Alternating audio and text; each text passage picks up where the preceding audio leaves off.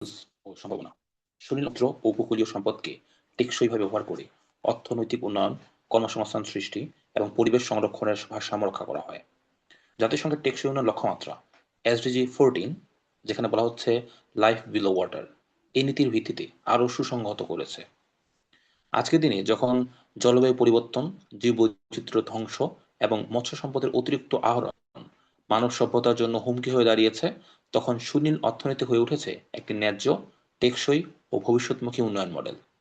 বিশ্বব্যাংকের সুনীল অর্থনীতিকে সংজ্ঞায়িত করেছে এভাবে: সমুদ্র ও উপকূলীয় সম্পদের টেকসই ব্যবহার, যা অর্থনৈতিক প্রবৃদ্ধি ও কর্মসংস্থান সৃষ্টি করে, কিন্তু সামুদ্রিক বাস্তুসংস্থানের ভারসাম্য অক্ষুণ্ণ রাখে। সুনীল অর্থনীতির পরিধি, বিস্তৃতি, উপাদান: মৎস্য ও জলজ চাষ, ফিশারিজ অ্যান্ড একুয়াকালচার, সামুদ্রিক মাছ ও জলজ প্রাণ সম্পদের টেকসই আহরণ ও চাষ সুনীল অর্থনীতির অন্যতম প্রধান খাত। বিশ্বে প্রোটিনের প্রায় 20% আসে সামুদ্রিক মাছ থেকে। বঙ্গোপসাগরে বাংলাদেশের মৎস্য সম্পদ দেশের প্রাণীজ প্রোটিনের প্রায় অর্ধেক সরবরাহ করে। বাংলাদেশের মতো দেশগুলোতে মাছ শুধু খাদ্য নয়, জীবিকার উৎসও বটে। টেকসই মৎস্য চাষ মানে হলো মাছ আহরণে এমন সীমা বজায় রাখা যাতে প্রজাতির পুনর্জন্মের সুযোগ থাকে। উদাহরণ হিসেবে নরওয়ে ও আইসল্যান্ডের কোটা ভিত্তিক মাছ ধরা বা কোটা বেসড ফিশারিজ নীতি বিশ্বে মডেল হিসেবে স্বীকৃত। বন্দর ও সমুদ্রপথ পরিবহন: সমুদ্রপথে পণ্য ও যাত্রী পরিবহন, জাহাজ নির্মাণ ও মেরামত শিল্প এবং বন্দর কার্যক্রম সামুদ্রিক অর্থনীতির গুরুত্বপূর্ণ অংশ। বন্দরগুলির আধুনিকায়ন এবং জাহাজ রপ্তানি আমদানি বৃদ্ধির মাধ্যমে মানুষের কর্মসংস্থান সৃষ্টি ও এর অন্তর্ভুক্ত। সমুদ্রপথে বিশ্ব বাণিজ্যের 80% পরিবাহিত হয়। আধুনিক বন্দর যেমন মাতারবাড়ি, পায়রা, মোংলা শুধু লজিস্টিক কেন্দ্র নয়, বরং দেশের অর্থনৈতিক প্রবৃদ্ধির প্রবেশদ্বার। বাংলাদেশের জন্য বঙ্গোপসাগরের ভৌগোলিক অবস্থান দক্ষিণ ও দক্ষিণ-পূর্ব এশিয়ার সংযোগ রেখা, যা আঞ্চলিক বাণিজ্য ও ট্রান্সশিপমেন্ট হাব হওয়ার সুযোগ এনে দেয়। নবায়নযোগ্য সামুদ্রিক শক্তি বা ম্যারিন রিনিউয়েবল এনার্জি: জোয়ার ভাটা, ঢেউ ও অফশোর বায়ু থেকে বিদ্যুৎ উৎপাদন এখন বৈশ্বিক জ্বালানি নীতির অংশ। যুক্তরাজ্য ও ডেনমার্ক এই খাতে বিনিয়োগ বাড়িয়ে 2030 সালের মধ্যে তাদের বিদ্যুতের 25% সমুদ্র থেকে উৎপাদনের লক্ষ্য নিয়েছে। এই খাতে বিনিয়োগ জ্বালানি নিরাপত্তা ও গ্রিনহাউস গ্যাস কমানোর ভূমিকা সুবিধা পাওয়া যাচ্ছে। সামুদ্রিক পর্যটন ও বিনোদন, marine and coastal tourism, ecotourism, cruise পর্যটন, ড্রাইভিং ও ওয়াটার স্পোর্টস বিশ্বের গুরুত্বপূর্ণ অর্থনৈতিক খাত। অনেক দেশের বৈদেশিক মুদ্রার প্রধান উৎস। বাংলাদেশে কক্সবাজার, সেন্ট মার্টিন ও সুন্দরবন এই খাতের মূল কেন্দ্র হতে পারে, তবে পরিবেশগত ভারসাম্য ও স্থানীয় জনগণের অংশগ্রহণ নিশ্চিত করতে হবে। সামুদ্রিক জীববিজ্ঞান ও বায়োটেকনোলজি: সমুদ্রের জীবজগৎ থেকে নতুন ওষুধ, পুষ্টি উৎপাদন ও শিল্পজাত রাসায়নিক আবিষ্কার এখন আধুনিক গবেষণার অন্যতম ক্ষেত্র। নতুন সামুদ্রিক জীবাণু, শৈবাল ও ভেনকুস্ট অ্যাক্রোব্যাটিক উপাদান উদ্ভাবন সুনীল অর্থনীতির উদ্ভাবনী দিক।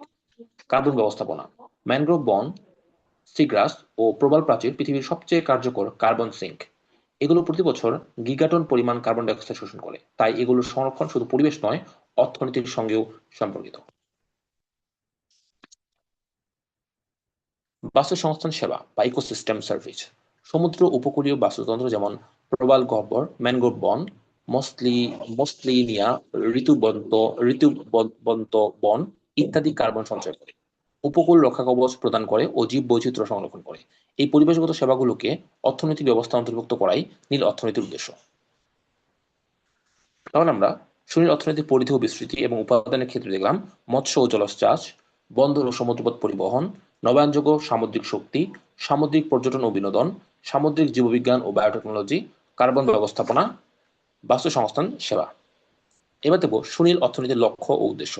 সুনীল অর্থনীতির উদ্দেশ্য হলো সমুদ্র সম্পদের টেকসই ব্যবহার ও সুষম অর্থনৈতিক উন্নয়ন নিশ্চিত করা। তবে এর মূল লক্ষ্যগুলো হলো অর্থনৈতিক প্রবৃদ্ধি ও কর্মসংস্থান। সুনীল অর্থনীতির আওতায় স্থানীয় ও জাতীয় পর্যায়ে অর্থনৈতিক কার্যকলাপ বৃদ্ধি করা হয়। উদাহরণস্বরূপ, সামুদ্রিক সম্পদ ব্যবহারে লক্ষ লক্ষ মানুষের কর্মসংস্থান সৃষ্টি ও অর্থনীতিতে জিডিপি বৃদ্ধির লক্ষ্য। 2. জীবনযাত্রার মান উন্নয়ন ও দারিদ্র্য হ্রাস: উপকূলীয় জনগোষ্ঠীর জন্য পানির কাছাকাছি জীবিকা সুরক্ষা করে, মৎস্যজীবীর আয় ও খাদ্য নিরাপত্তা বৃদ্ধি করে দারিদ্র্য হ্রাসে অবদান রাখে। 3. পরিবেশগত টেকসই: সামুদ্রিক বাস্তুতন্ত্র সংরক্ষণ ও পুনর্নির্মাণ করা, যেমন কার্বন সঞ্চয়, উপকূল রক্ষা, যাতে ভবিষ্যৎ প্রজন্মের জন্য প্রাণ বৈচিত্র্য অক্ষুণ্ণ থাকে। 4. অন্তর্ভুক্তি ও সাম্যের লক্ষ্য। সুনীল অর্থনীতি পরিকল্পনায় ক্ষুদ্র ও পেশাজীবী মৎস্যজীবী, নারী ও নিরাপত্তাহীন জনগোষ্ঠীর অধিকার বিশেষভাবে বিবেচনা করা হয় নীল ন্যায় বিচার তত্ত্ব অনুযায়ী। 5. আন্তর্জাতিক লক্ষ্যমাত্রার সাথে সমন্বয়। এটি জাতিসংঘের টেকসই উন্নয়ন লক্ষ্যমাত্রা, বিশেষ করে SDG 14 বাস্তবায়নে সহায়ক। এর মাধ্যমে ক্ষুদ্র সমুদ্র সংরক্ষণে বিশ্বব্যাপী প্রচেষ্টার সঙ্গে সমন্বয় সাধন করা হয়। তাহলে সুনীল অর্থনীতির লক্ষ্য উদ্দেশ্য তো আমরা পেলাম 5টি লক্ষ্য উদ্দেশ্য: অর্থনৈতিক প্রবৃদ্ধি ও কর্মসংস্থান, জীবনযাত্রার মান উন্নয়ন ও দারিদ্র্য হ্রাস, পরিবেশগত টেকসই, অন্তর্ভুক্তি ও সাম্যের লক্ষ্য এবং আন্তর্জাতিক লক্ষ্যমাত্রার সাথে সমন্বয়।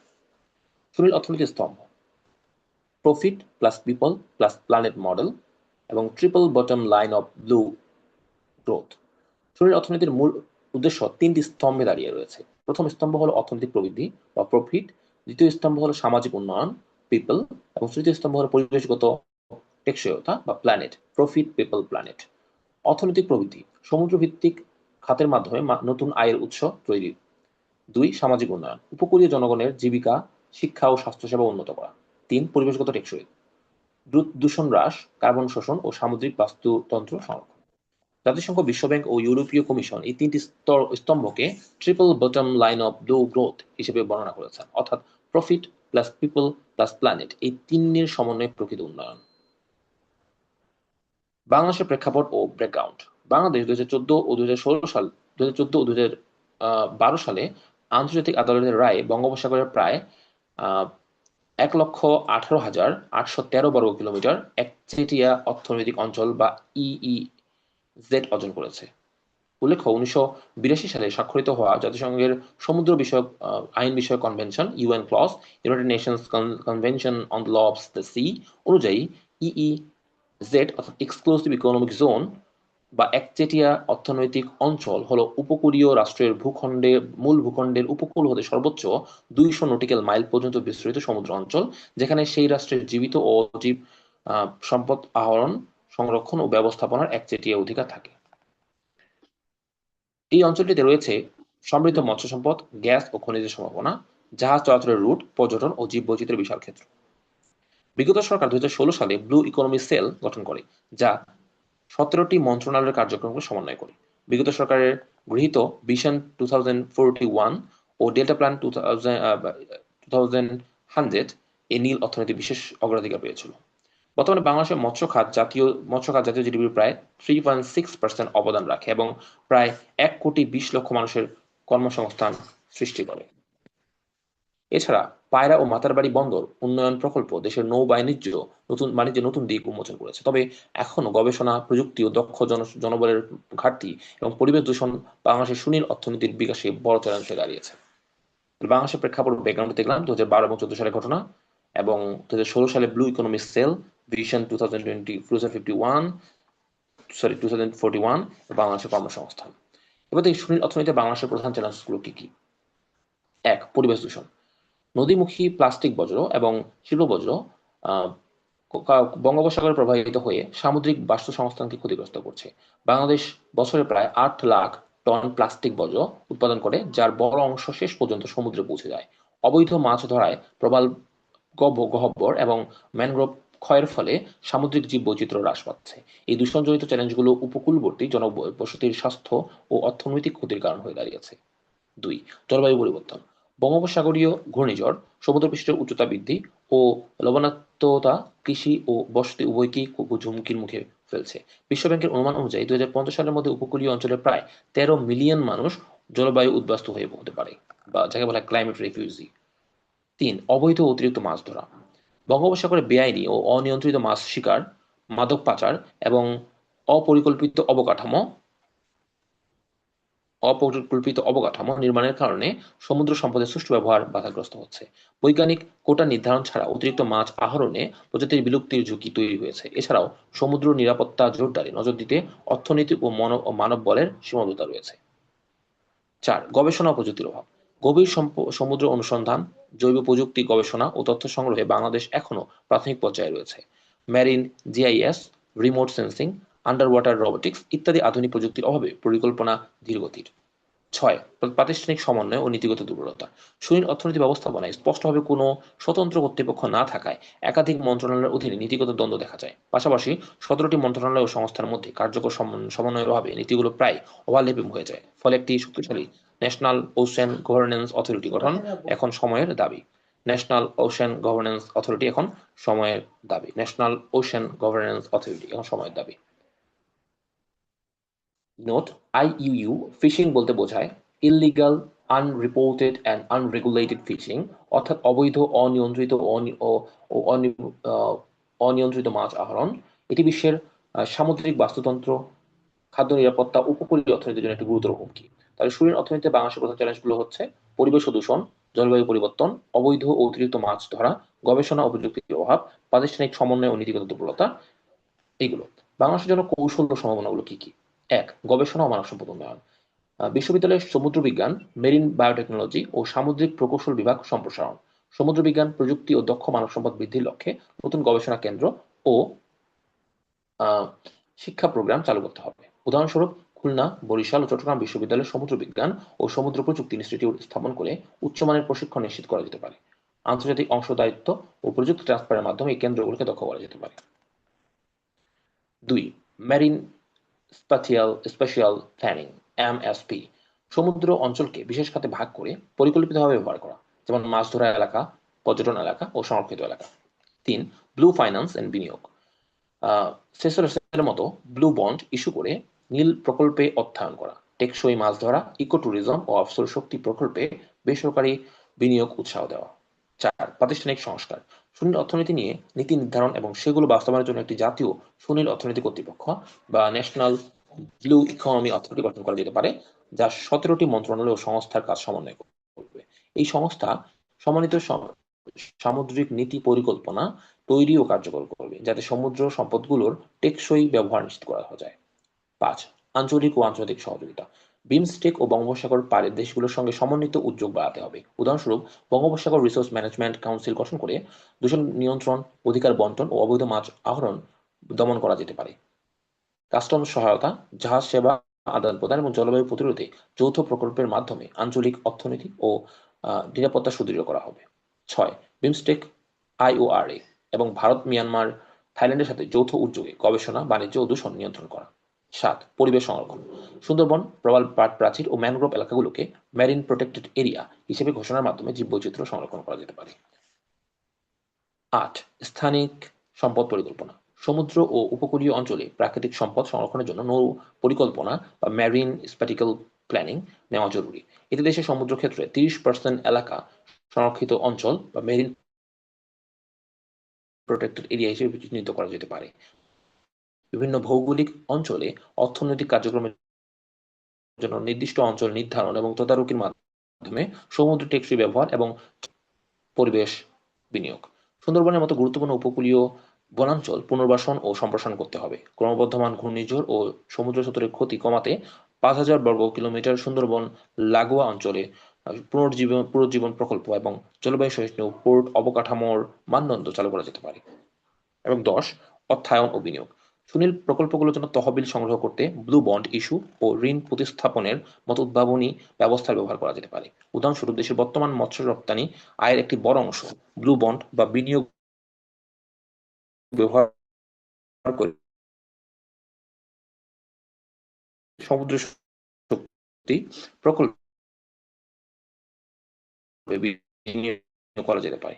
পাশাপাশি অংশীদারিত্ব গ্রহণ বাংলাদেশের জন্য কৌশল সম্ভাবনা রয়েছে। গবেষণা ও মানব সম্পদ উন্নয়ন রয়েছে, মেরিন স্পেশাল প্ল্যানিং এর মধ্যে রয়েছে, ব্লু ফাইন্যান্স এর বিনিয়োগের মধ্যে রয়েছে, প্রাতিষ্ঠানিক সংস্কার, আঞ্চলিক ও আন্তর্জাতিক সহযোগিতা, বিমস্টেক ও আইওআরএ, পরিবেশ সংরক্ষণ, স্থানিক সম্পদ পরিকল্পনা, প্রতিরক্ষা এবং পরিবেশ বিনিয়োগ, অর্থায়ন ও বিনিয়োগ।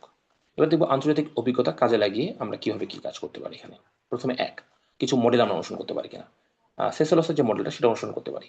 ছোট দ্বীপ রাষ্ট্র সেসেলস ব্লু ইকোনমি ধারণায় নানাবিধ পদক্ষেপ নিয়েছে। 2016 সালে দেশটি ডেট ফর নেচার সোয়াপ পদক্ষেপ নেয়, যা ছিল একযোগে অর্থনৈতিক পুনরুদ্ধার ও পরিবেশ রক্ষার কৌশলগত সমাধান। এটি বিশ্বে প্রথম ব্লু ইকোনমি ডেট সোয়াপ, যা সাগরীয় জীব বৈচিত্র্য রক্ষা, জলবায়ু অভিযোজন ও টেকসই উন্নয়নের নতুন দিগন্ত খুলে দেয়। 2018 সালে Seychelles $15 million blue bond issue করে, যার অর্ধেক অর্থ ব্যয় হয় টেকসই মৎস্য আহরণ ও সামুদ্রিক সংরক্ষণে। এর ফলে দেশটি তাদের 30% সমুদ্র এলাকা সুরক্ষিত করতে পেরেছে।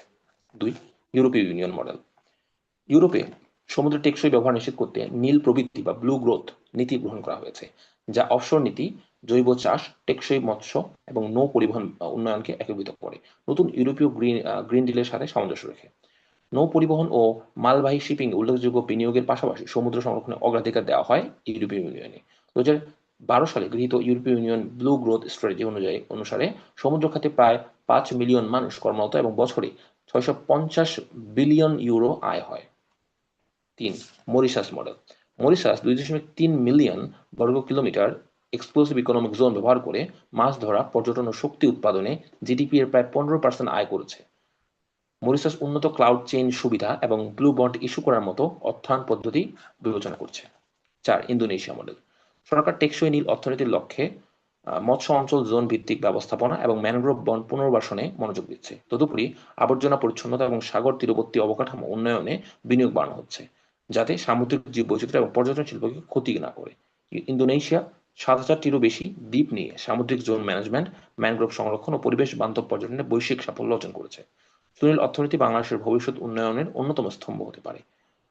সমুদ্র থেকে আহরিত সম্পদ দেশের খাদ্য নিরাপত্তা, জ্বালানি, বাণিজ্য ও কর্মসংস্থানে বিপুল অবদান রাখতে পারে, যদি তা বিজ্ঞান নির্ভর, পরিবেশ বান্ধব ও ন্যায় ভিত্তিকভাবে পরিচালিত হয়। একটি সমন্বিত জাতীয় নীতি, আন্তর্জাতিক সহযোগিতা এবং গবেষণা ভিত্তিক পরিকল্পনা গ্রহণ করলে বাংলাদেশ দক্ষিণ এশিয়ার ব্লু ইকোনমি হাব হিসেবে আত্মপ্রকাশ করতে পারবে।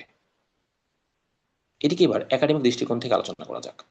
সুনীল অর্থনীতি বা ব্লু ইকোনমি একটি বহুমাত্রিক ধারণা, যার ভিত গঠিত হয়েছে পরিবেশ বিজ্ঞান, অর্থনীতি, সমাজ বিজ্ঞান এবং শাসন ব্যবস্থার সমন্বয়ে। তাত্ত্বিকভাবে এই দৃষ্টিভঙ্গি 3টি প্রধান তত্ত্বের উপর প্রতিষ্ঠিত। 1. Ecological economics. 2. কমন পুল রিসোর্স তত্ত্ব বা থিওরি। 3. টেকসই উন্নয়ন মডেল বা সাস্টেইনেবল ডেভেলপমেন্ট মডেল।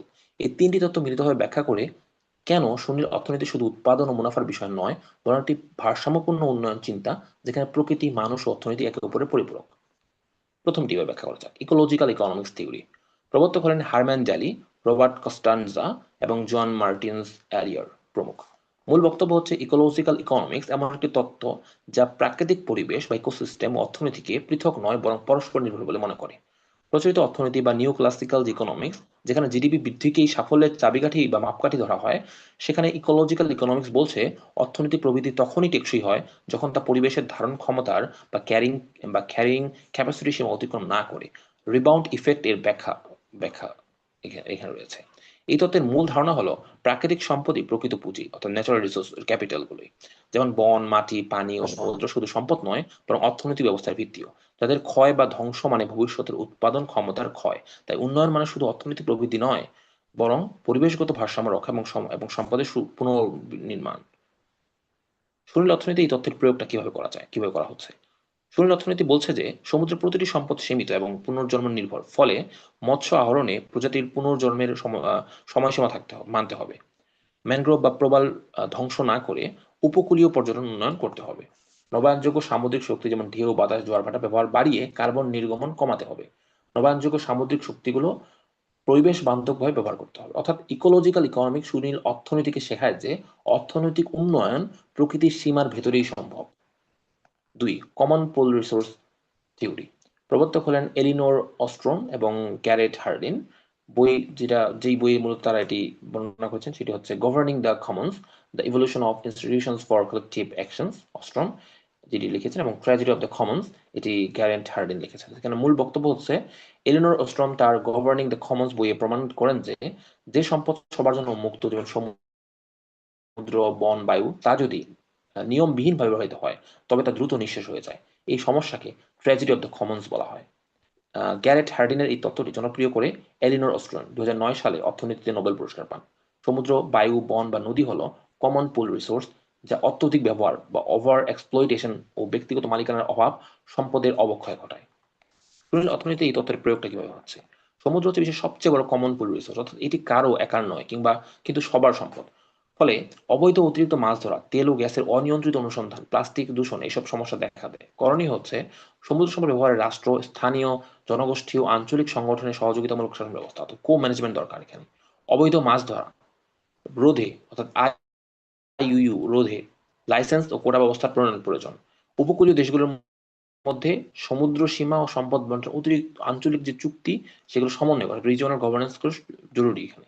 এই দৃষ্টিভঙ্গি প্রমাণ করে যে সমুদ্র একটি শেয়ার্ড রেসপন্সিবিলিটি। এখানে অর্থনৈতিক ব্যবস্থার পাশাপাশি নৈতিকতা ও অংশগ্রহণমূলক নীতিও প্রয়োজন। উদাহরণ বাংলাদেশের ডিপ সি ফিশিং পলিসি 2021-এ বলা হয়েছে, নির্দিষ্ট লাইসেন্স ও কোটা অনুযায়ী গভীর সমুদ্রে মাছ ধরা যাবে। আঞ্চলিকভাবে আইওআরএ বা বিমস্টেক কাঠামো এই তত্ত্বের নীতির উপরেই ভিত্তি করে গঠিত। এখানে আইওআরএ সম্পর্কে একটু জানা দরকার। আইওআরএ মিনস ইন্ডিয়ান ওশেন রিম অ্যাসোসিয়েশন, বাংলায় ভারত মহাসাগর উপকূলীয় সহযোগিতা সংস্থা। প্রতিষ্ঠা হয় 6 থেকে 7 মার্চ 1997 সাল। এটা মরিশাসের রাজধানী পোর্ট লুইসে প্রতিষ্ঠা হয়। 23টি 23টি সদস্য দেশ রয়েছে।